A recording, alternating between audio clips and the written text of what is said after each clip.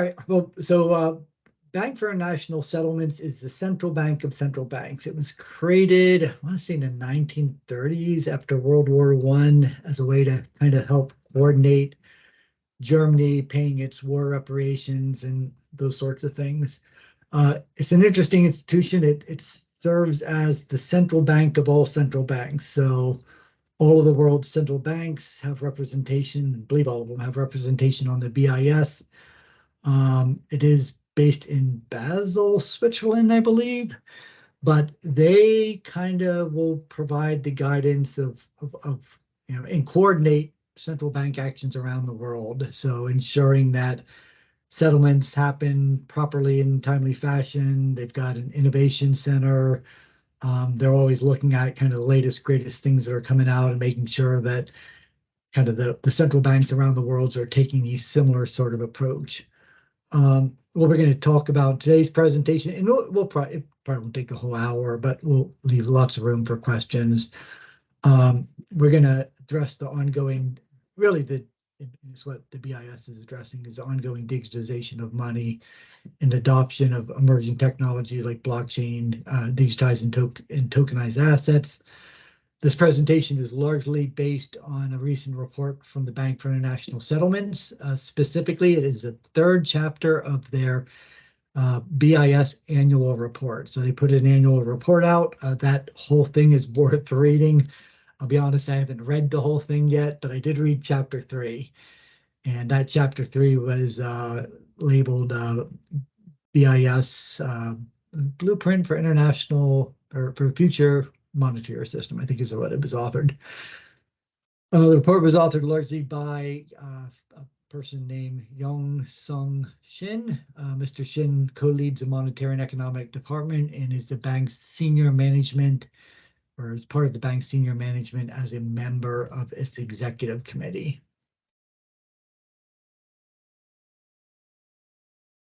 So today, and we'll talk a little about how things happen today versus tomorrow, and tomorrow being the future, obviously. Today, money and other claims are recorded in separate databases. Those would be ledgers, and need to be connected by a third-party messaging system. So think about a way that banks communicate with each other, and electronic money is settled. Money is not physical money, is obviously not passing from one system to another, and it's more messaging that's passing back and forth between the systems and saying debit this account and credit this account. All transactions need to be reconciled separately, and clearing has to occur before transactions are settled. And so people are familiar with, like, if you look on a processing report, there's an auth charge and a settlement charge. That's literally what we're talking about. They authorize it and then they settle it. So those transactions do not occur immediately. And depending on the type of transaction, some transactions take, they usually call it T plus, and T plus is like 1 day. So it's like T plus 1, T plus 3, T plus 5. Most settlements aren't instant, although we are starting to see some instant settlements, FedNow being one of those, real-time payments. But most of those settlements happen over a few days. Like stock trades, while it appears to settle instantly for us, in fact, it usually takes 3 days for those to settle. And then, like, if you do an international wire transfer, that could take, literally days, if not weeks. What the BIS is looking to do is combine trading, reconciliation, and statement into one transaction. So they're in the process of rethinking the monetary system, and that would be a monetary system designed with unified ledgers, tokenized money, central bank digital currencies, and digital IDs. This is not something that they've just started. This is something they have been working on at least for the last 2 years that I've seen. And we've seen around the world a number of central banks actually launch their own currencies. So central bank digital currencies are for sure a real thing. We've seen the advent of tokenized money, even here in the US, and digital IDs are fairly common. Haven't really, there's a lot of different types of digital IDs out there. I don't know that they've settled on one particular type, but they're looking at that. And then unified ledgers, and I'll talk about that in a minute. but it's most likely to be some form of a blockchain. So everyone's heard me talk about blockchains before. Blockchain is generally a distributed database that maintains a continuously growing list of ordered records. Blockchains can be permissioned or centralized, or permissionless and decentralized. Some examples of what a unified ledger could enable would be things like micropayments on the Internet of Things, limiting escrows needed in real estate transactions, things like that. Could capture the full benefits of tokenization by combining central money, tokenized deposits, and tokenized assets on a programmable platform. And again, unified ledgers, kind of giving a hint, it's almost like a single ledger, a ledger to roll a ledger, so to speak. And it would harness the programmability to enable arrangements that currently aren't practical, like 24/7, 365 operation, and therefore expanding the universe of possible economic outcomes. So that's really just an introduction, and I'm going to go through the various components of what the BIS is laying out. So we're going to talk about tokenized money, unified ledger, central bank digital currencies, digital IDs, so you know what all of those are, and then kind of pull it all together with how do those pieces fit together and what this might look like, and then ultimately what will be the impact to kind of traditional finance. So I'll pause and see if there are any questions, any thoughts, comments, things that you guys may have seen or heard in the news, anything you guys want to cover. I want this to be conversation more than just me presenting.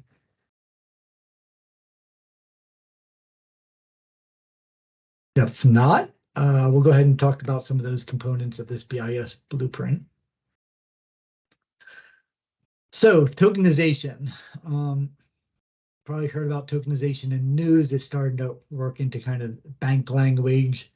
If you had watched one of our previous tech talks, we had Robert Morgan, the CEO of USDF Foundation or Consortium. And what they are doing is they were tokenizing deposits. Tokenization is the process of representing claims digitally on a programmable platform. It doesn't necessarily change those claims. You can think about real world assets. Let's say I had a bar of gold. Well, I could represent that digitally. I could likewise represent existing electronic dollars digitally with a token.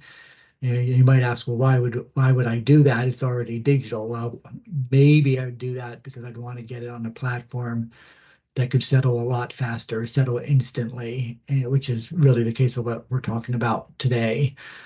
But again, it's the process of representing claims digitally on a programmable platform.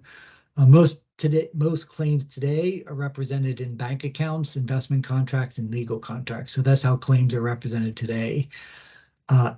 In terms of tokenization opportunity, experts expect that tokenization for the global kind of illiquid assets, they're currently illiquid today, could become tokenized by 2030, that we could see up to 16 to 68 trillion of real world assets tokenized by 2030. I've been telling people within easily the next 5 or 6 years, we're probably at least going to see $15 trillion of assets tokenized, which means that if banks are going to stay central to settlement and ensuring that claims occur the way they should, they're going to need to be involved in this, because if they don't, for sure, other institutions, fintechs, are going to jump in there and use that tokenization to settle outside of traditional finance, and I think that would be problematic.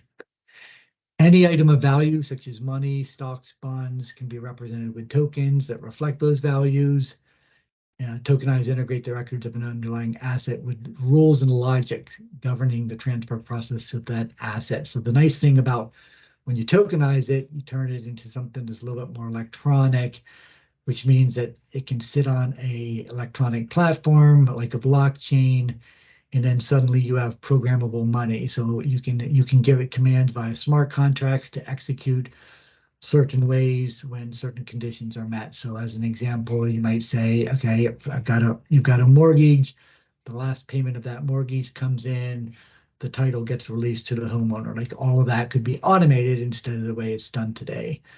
Tokenization could unlock new types of economic arrangements and the frictions inherent in a current monetary system that have been really have made it impractical. So a little view on the right there of just kind of this idea of traditional systems, some of those locked assets, meaning that they might be physical assets that can't really be brought into the traditional realm. If you tokenize them, you represent them as a token, you could bring them into that kind of online realm where you could trade these things. You could fractionalize them. You could put them on the blockchain or what they call on-chain. I'll talk a little bit more about the tokenization benefits in a second, give you some examples, but any questions on that tokenized benefits and does that make sense?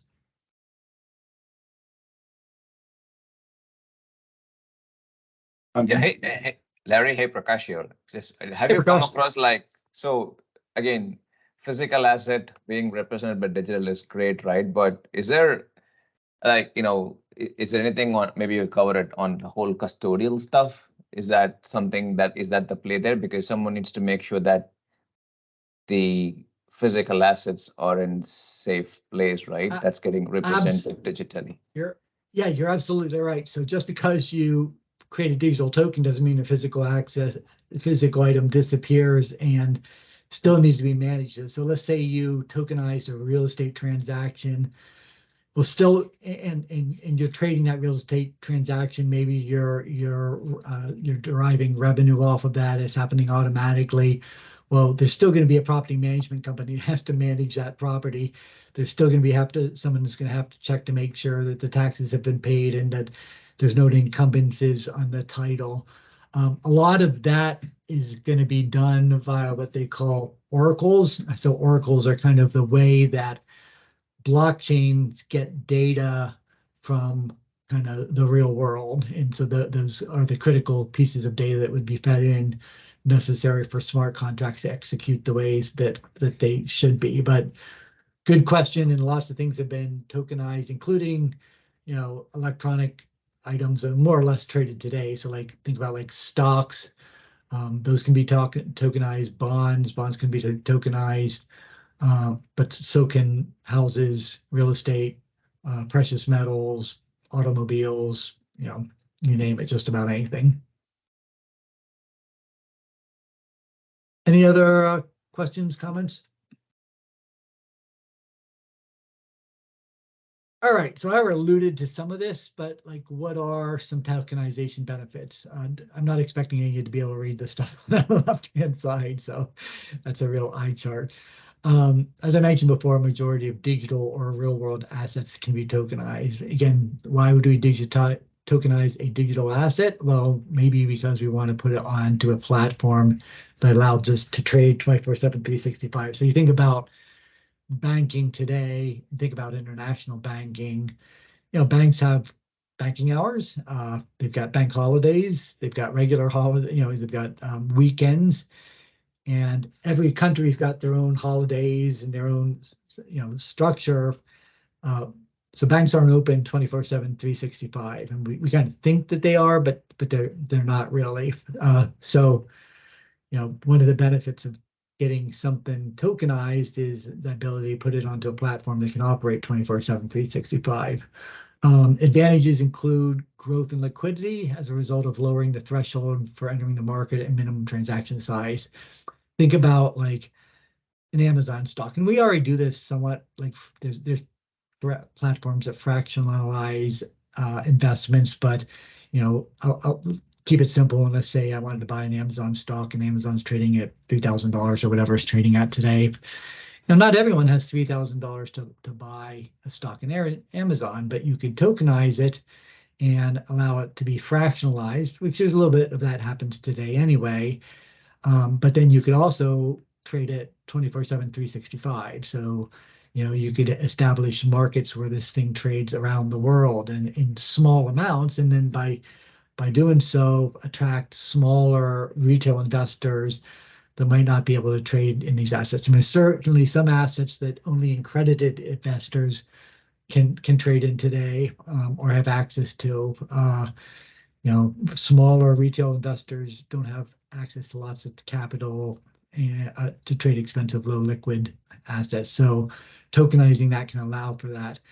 You can fractionalize those assets. So a good example would be, let's say I wanted to get together with a bunch of friends and buy a restaurant, and that restaurant, throws off a certain amount of revenue every month and a certain amount of expenses, and that can be set up as a smart contract where me and my friends all get a certain ownership share in that restaurant. It's tokenized and it's put in a blockchain where we can kind of trade or sell our share in that to maybe someone else.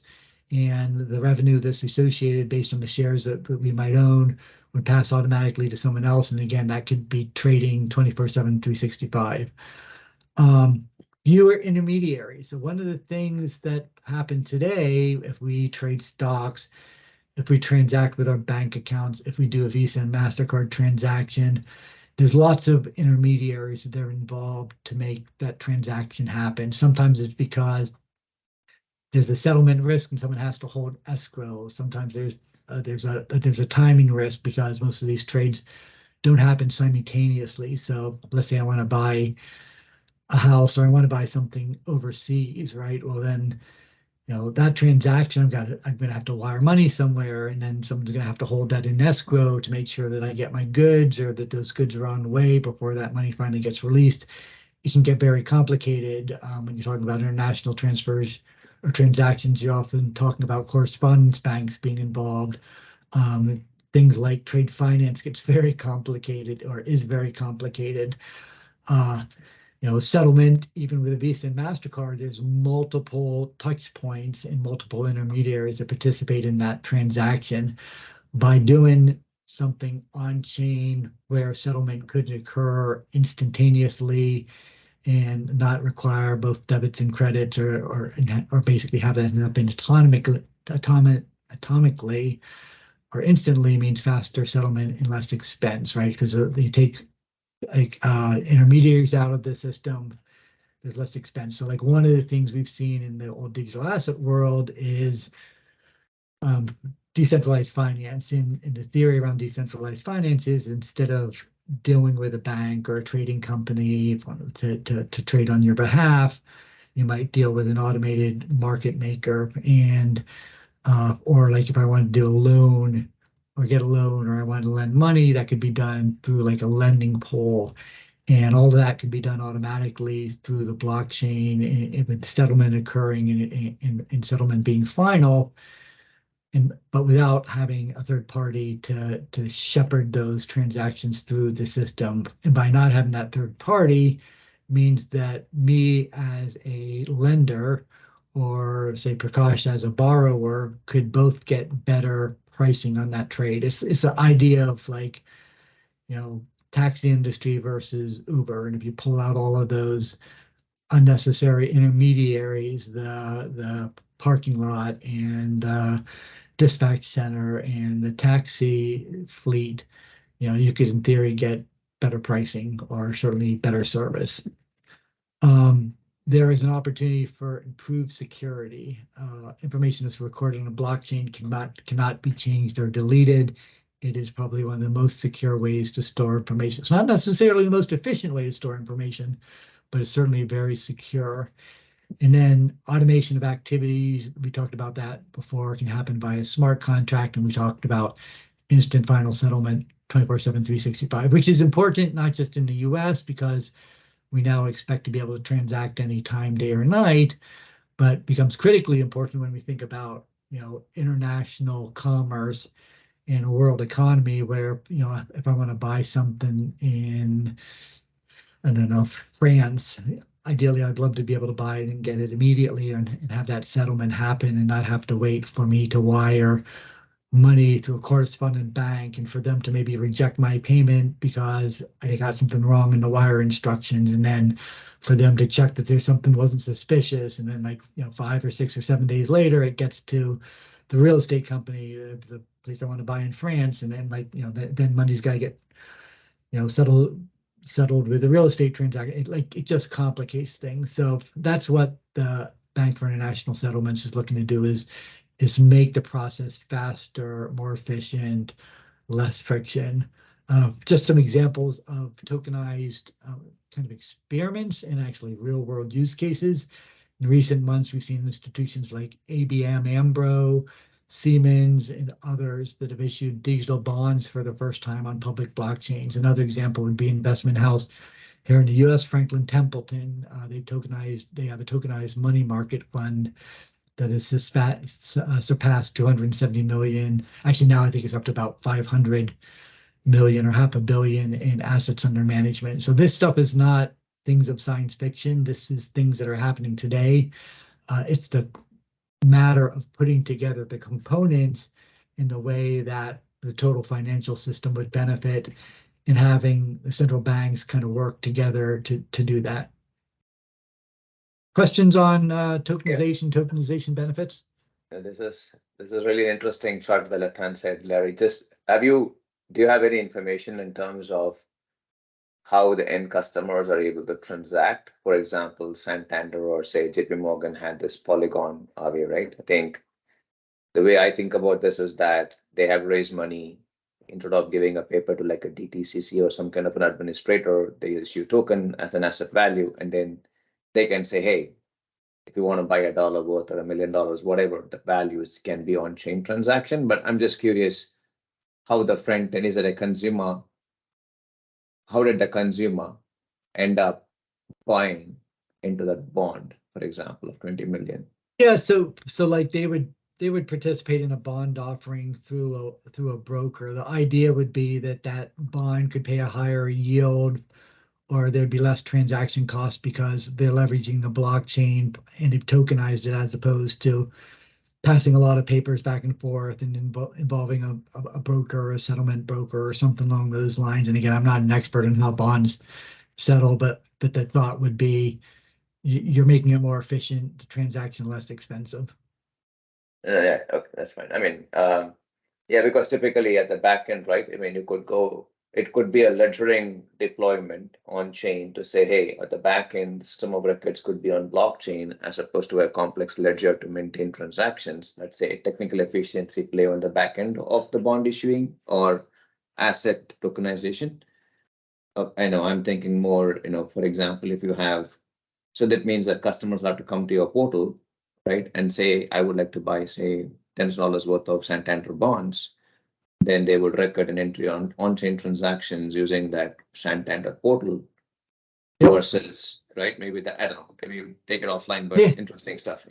No, and I think that's exactly right. And I mean, use cases are popping up every day for this, for like anytime you have new technologies, there's a little bit of experimentation going on. There's a little bit of legislative guidance that has to be placed, but there is clearly opportunity and efficiencies. And again, when the Bank for International Settlements starts to outline how they expect other central banks and for this to work, it's time to notice, because they've done a ton of research. And banks to get a job at the BIS, you got to be pretty smart cookie. They've got some real benefits, including not having to pay any sort of tax to any country if you're working at the BIS. So it seems to attract a pretty good crowd or smart crowd. So let's talk about another one of the components, and that would be central bank and private tokenized money. So now this is the BIS's words. I'm not sure I entirely agree with this, but let's just go with it. The full potential of tokenization needs a monetary unit of account that denominates the transactions as well as accompanying means of payment. I think there's lots of things that could serve as a monetary unit of account, but the BIS seems to think that for, quote, final settlement, you need central bank money. And I get their argument. Again, I'm not 100% convinced that's the case, but that's their view. And they believe development of a wholesale central bank digital currency is core to the functioning of a tokenized environment.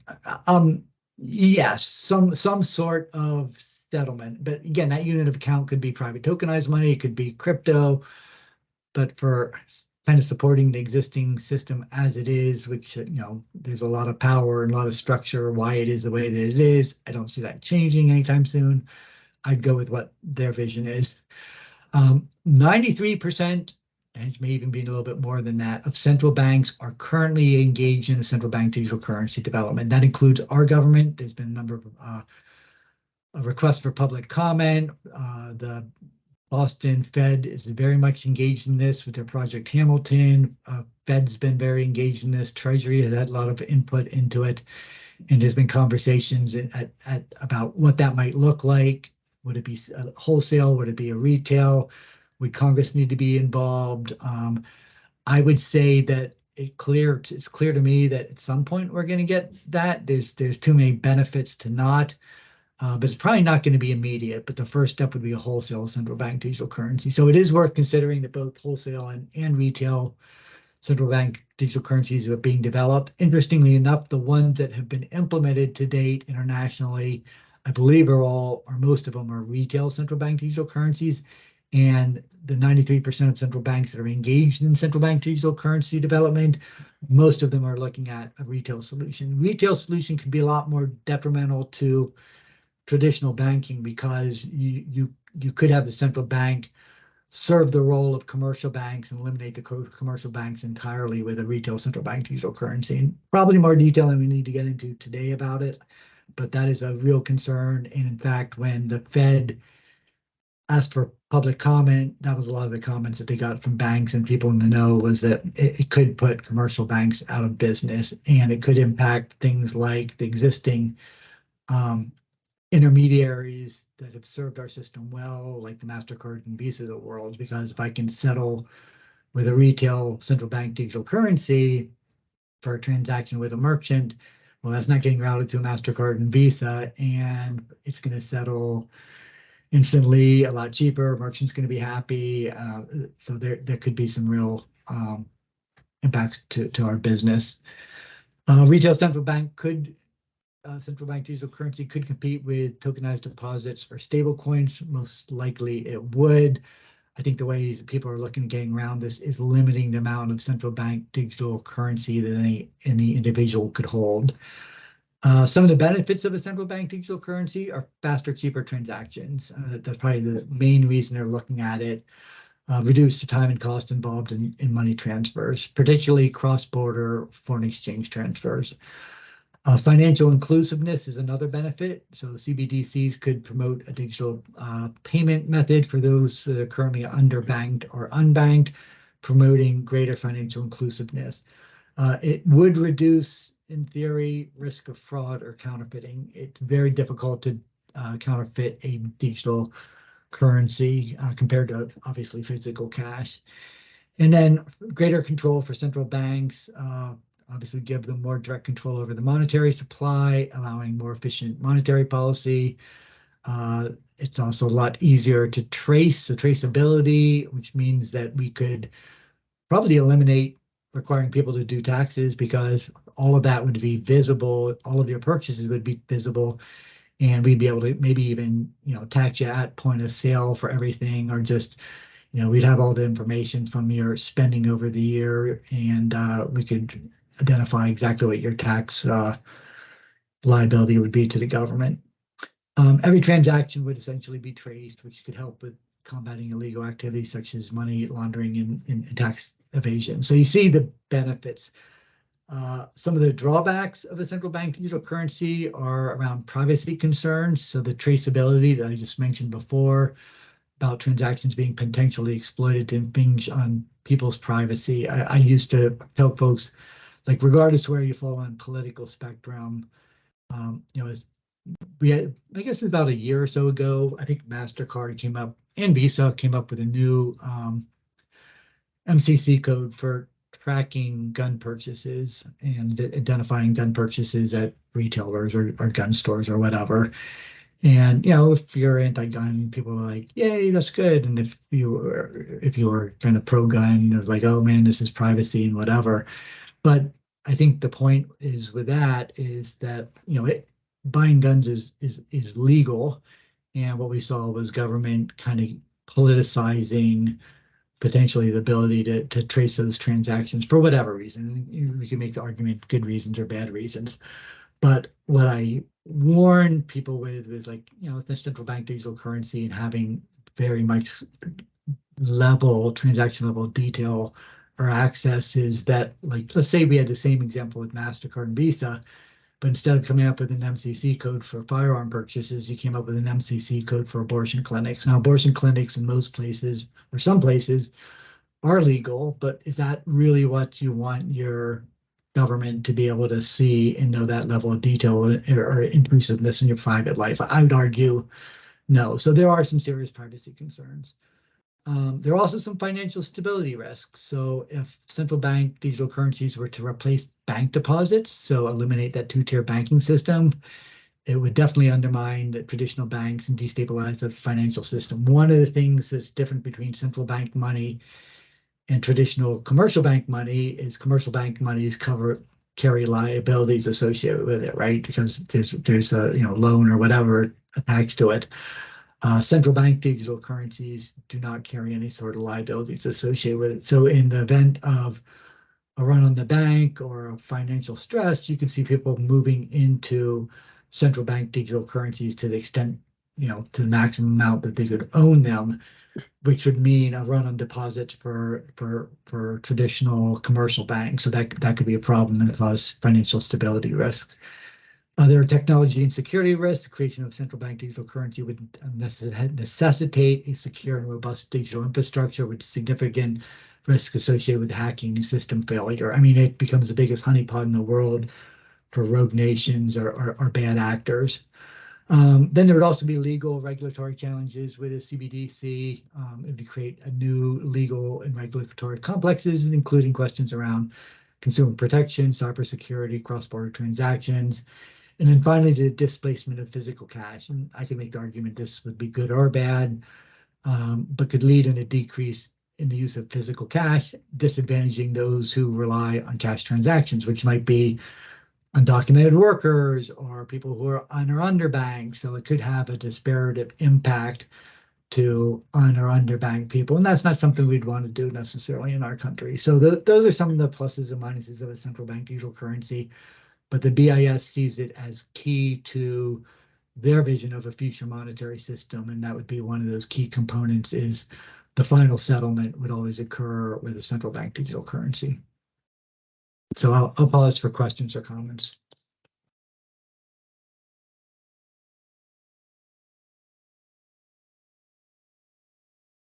None. That's all right. Okay, so we talked a little bit earlier about this concept of a unified ledger. The BIS envisions central bank digital currencies, tokenized deposits, and other tokenized claims on financial real-world assets being brought together in a new type of financial market infrastructure called a unified ledger. Unified ledgers work differently than what we're used to. It is a single shared ledger in which two entries, a debit and credit, are made simultaneously. They're settled atomically, meaning instantly. The result is that there are no control accounts required, no transactions to other ledger books, no reconciliation required. So you could see where, some of the intermediaries and certainly the processes that we have today around reconciliation might not be needed. A universal ledger transforms the way the intermediaries interact to serve end users, allowing sequences of financial transactions to be automated and seamlessly integrated. One of the things that you have to deal with cross-border transactions and stuff like trade finance is like, counterparty risk and settlement risk, because these things aren't settled instantly. Well, if we can settle these things instantly, you don't have to worry about the counterparty risk. It either gets settled or it doesn't get settled. If it doesn't get settled, the money doesn't go through, doesn't transfer. The concept could be broad or narrow, but the first instance is likely being application specific in scope, like foreign exchange or trade finance, like I mentioned. And then one of the final key components of a central bank digital currency, the blueprint, the BIS blueprint for future monetary system, which includes central bank digital currencies, is a digital ID. And part of this is being necessitated because of the speed of AI and synthetic identities, but given that speed of AI and development of synthetic identities, the need for a digital ID to prove that one is human is rapidly accelerating. For anyone that's interested, there's been some neat write-ups, particularly one by Ethereum, Buchanan, the vendor of ETH. At any rate, he had a really good article on WorldCoin, which is a proposed kind of digital ID. To ensure AML and BSA compliance, BIS is considering a digital ID. Ideally, it would be federated, meaning that you, the citizen, would have ownership and control over the credentials and not necessarily a big centralized organization like the BIS or your own central bank or government. A digital ID would provide real-time insights and analysis of suspicious activities, assisting reporting to authorities and complying with BSA. Those credentials could be selectively shared with counterparties, at least in the case of a federated digital ID, and who can verify that credentials belong to a valid user. The exact details of what type of digital ID and how they would be implemented is still being determined. This is probably one of the tougher ones to crack or get consensus around the world on, because different governments view this differently. Some have strong views on privacy, some don't. And there are probably 6 different kind of types or functions that are function features that a digital ID could take. So again, I don't think it's been sorted out yet, but it's coming. And so far, we discussed the tokenization of assets, underlying value of account being a central bank digital currency, at least by BIS's standards. We discussed a universal ledger as the accounting and settlement tool. We talked about the use of digital IDs to ensure AML BSA compliance. The BIS also provides some guiding principles for the future monetary system. And those are, and I think it's smart because they don't want to put the banking industry out of business, but they're looking for the division of roles between public and private banking sector. So essentially maintaining the 2-tier banking system we have today as cornerstone. The future monetary system needs to uphold a competitive playing field that promotes innovation and financial inclusion. That's one that could pose some problems in the future, and those problems would be to some of the intermediaries that aren't playing a banking role, that don't fall within that 2-tier banking system, but today are used to provide settlements. So whether that's MasterCard or Visa, MoneyGram, those sorts of settlement solutions, those intermediaries, I think in the future potentially could go away. And that's something that obviously would have profound implications to the current industry. And then the future monetary system needs to meet the highest standards of data security and privacy while ensuring the system integrity by guarding against illicit activity, money laundering, financing terrorism, and fraud. So all that I think makes sense. Any questions, concerns about some of those guiding principles for the future monetary system? Well, I think just an overall question is, how does BIS make money? BIS charges membership fees, and I believe they coordinate a lot of the international kind of transfers and make money off of that as well. But I think it's mostly off of membership fees. I could check on you.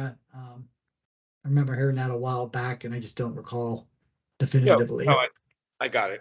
I'm just trying to understand kind of the finances and some of the principles. This has been a great presentation.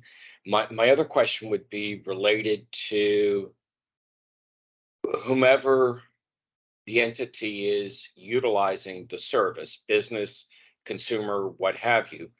It would appear, if there is instant settlement, debit and credit, that there are no chargeback rights or dispute rights. Is that a fair statement, or? It could be. So, I mean, think about ACH. There is actually some, ACH is kind of final settlement, but there are some chargeback rights. I think the number of days you have for chargeback are different, and they're not nearly as robust as like a Visa and MasterCard. But yeah, most of these transactions it's common to, if anyone's familiar with the term like bearer bond, it's similar to a bearer bond. It's a final settlement. It's Yeah. more similar to like a wire transfer. Like you better get the details right. Now, with AI, I think that concern probably goes away because there are ways to check that it's not fraudulent. There are ways to check that you're actually getting what you think you're going to get. And there's ways to check that the merchant is actually a valid merchant. So the need for chargeback, in my mind, becomes a lot less of a requirement with the advent of like AI and those sorts of things. But that's just my opinion.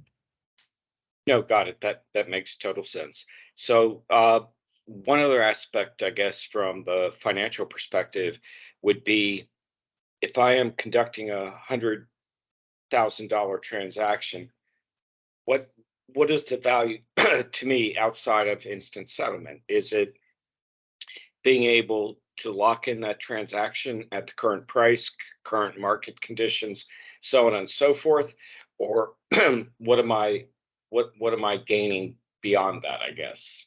So if it was an international transaction, you're eliminating the movement of, the other currency you might be dealing with. So you eliminate that risk of the movement because it happens instantaneously. I think that's probably one of the bigger ones. You eliminate the likelihood of it not settling at all. There was a case of a bank in the 70s. It was a German bank. I'm trying to remember the name of it, but they were caught up in some sort of a problem, and the German authorities shut them down. And they had some foreign exchange transactions were supposed to go through, and because of the timing of when they were shut down, they never went through. And so the person on the other end ended up with a big settlement risk because it didn't settle. So money went one way, but what they were getting back value-wise in return didn't go the other way. So that, it eliminates a lot of those risks. And then from a retail standpoint, it eliminates a lot of costs. So yes, we're all comfortable with using our MasterCard Visa cards today, but at the end of the day, those costs get passed on to us by the merchant at 3 to 4%. And yeah, it's nice to have, chargeback, but most cases, if you go back to a merchant with an item, say, hey, this merchant's not good, or this item wasn't good, they'll give you cash back. Well, you could imagine that in electronic form. And they'd probably come up with some version that would act fairly similar as well. But you think about a system like MasterCard Visa, and I'm not advocating for this, but the amount of money they make every year off of settling trillions of dollars of transactions, that's a step that's not needed given today's technology. And I think we're going to see some of those incumbents that have been around for a long time, like again, Western Union might be another good example, that might just ultimately go away. Now, Visa, MasterCard are very innovative and they're involved in a lot of different things. So I'm not suggesting they're going to go away, but their involvement, I think, will shift over time. And while they've got strong protections in the US from a lobbying standpoint, that isn't the case elsewhere in the world. And so we always have to look at this kind of stuff from an international basis and not a US-centric view. Just because the US is slow at adopting technology and the incumbents do a pretty good job of protecting their business. If the rest of the world moves one way and we suddenly become, we're no longer competitive, that's going to be a problem. Right. Oh, agreed. Real quick, was there any more thoughts or questions on that? I've got one more slide that I'll address, and it's the implications of central bank digital currencies, tokenized assets, unified ledger on kind of traditional finance. So we'd expect a change in the role of commercial banks. They could shift from being more of an account manager to a trusted intermediary, maybe serving the function of one of the nodes operating kind of a unified ledger. That would be more of a governance role or as a curator of the rule book. But in terms of kind of being transaction account managers, that's probably going to change. They might no longer be bookkeepers recording individual transactions, on behalf of account holders, because we'd be using a shared ledger or a series of shared ledgers that would ultimately roll up to a unified ledger at the central bank level. New forms of money. So central commercial banks would start issuing, in fact, have started issuing tokenized deposits. There's a consortium, it's called a USDF consortium. It was an earlier tech talk we did. Robert Morgan, the CFO, our CEO, he talked about 7 or 8 banks, and I think they've got probably 12 or 13 now that are testing tokenized deposits as a way to settle commercial obligations, commercial transactions instantly outside of banking hours, with a lot of success, and as an alternative to, say, FedNow or maybe real-time payments, or even ACH, or however else this might get settled. Yeah, so the tokenized deposits, which would represent a claim on the issuer, just like it does today, right? Just like commercial money does, and would be transferred through the execution of programming instructions issued by system participants. This would be a digital version of the current deposit system. So those deposits could be, rehypothecated out, kind of works under the fractional reserve system as is today, as opposed to maybe stable coins which tie up liquidity. Efficiency in transactions. So use of a CBDC and unified ledger would definitely lead to more efficient and faster transactions.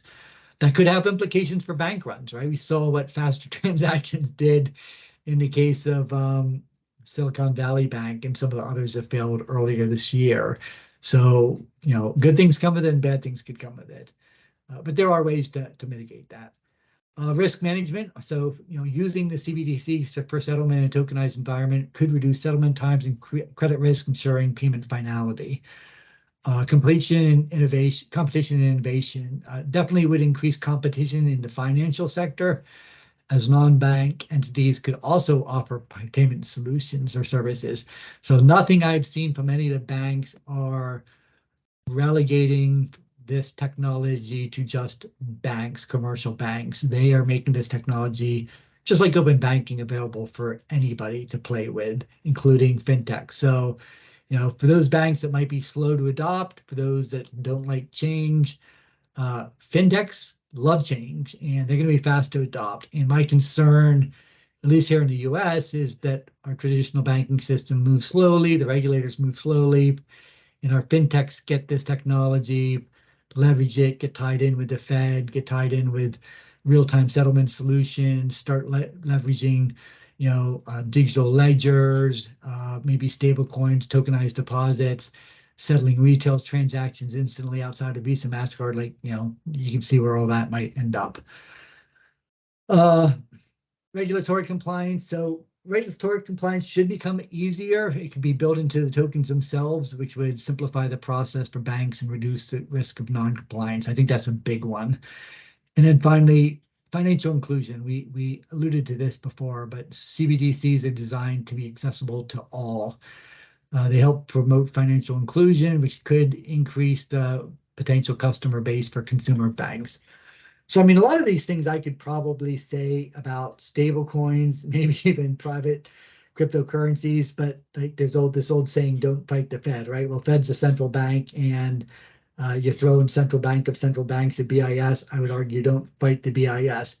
When they put out these position papers after months and years of research, this isn't a, hey guys, here's some suggestion, you might want to think about doing it this way. This is their trial balloon saying this is the direction they're going.